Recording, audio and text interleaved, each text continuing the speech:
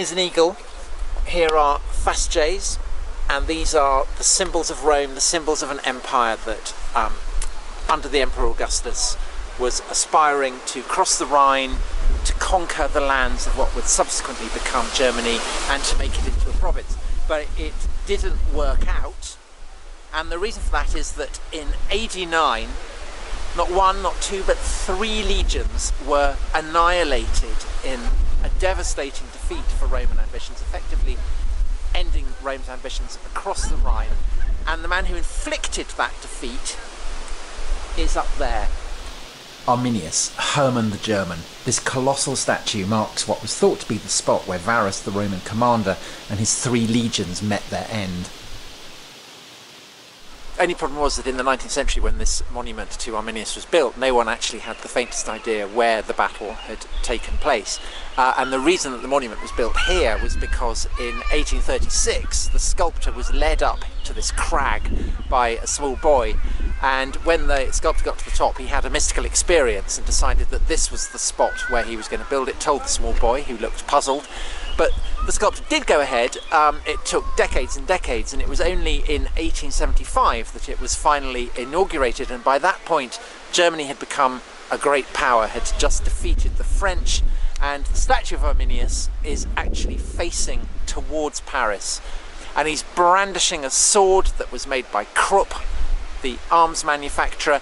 So it's a statement not just about how the German tribes back in AD 9 had defeated the Romans, it's also very much a statement about how the German Reich had defeated the perfidious French.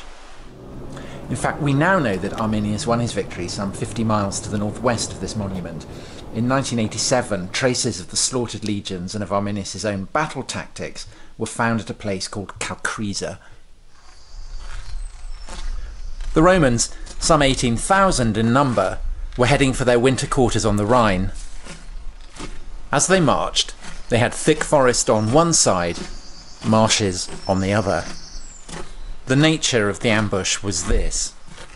Arminius had built a Roman-style turf wall on the edge of the forest that served to funnel the Romans along a narrow track. This is a reconstruction of a section of that wall topped with a wooden palisade. And this is a preserved section of the bog that lay on the other side of the track. When the Germans poured out, the Romans had nowhere to go, except into the bog, where they were either drowned or pursued and butchered. I do feel, as much as with any other battlefield, certainly that I've been to, you get the sense that this was a place of slaughter, possibly because over there there's a viewing gallery which gives just the slight sense of a concentration camp, and the ironwork that is over the battlefield also has a slight quality of a Holocaust memorial. And this has become the iconic image of the Roman defeat in the Teutoburg forest, Roman cavalry helmet found in the excavations at the site. And purely by accident, it conveys the sense of defeat rather than the military power that it was originally designed to express.